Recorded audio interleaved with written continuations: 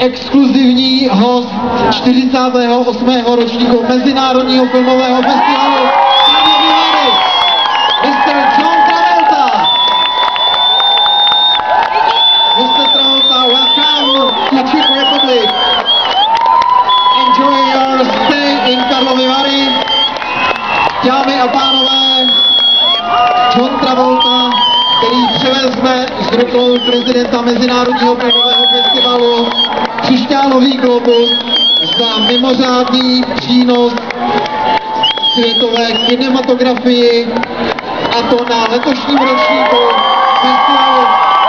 Neuvěřitelný okamžik tohoto setkání, dámy a pánové, John Travolta na červeném koberci u lázeňského hotelu Thermal na zahajovacím ceremoniálu letošního festivalu.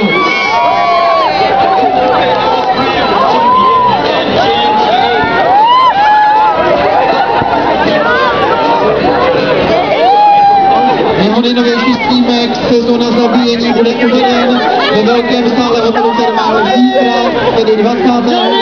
června.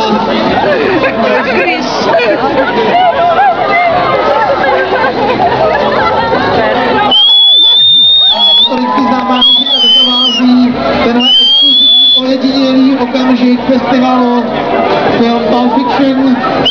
Já musím připomenout ty 70. léta, filmy Horečka sobotní noci, film Pomáda, který mimochodem bude promítnut v letním kině. A vypadá to, že by se publikum i v letním kině mohlo setkat s tímto velice sympatickým, charismatickým hostem festivalu Johnem Travoltou.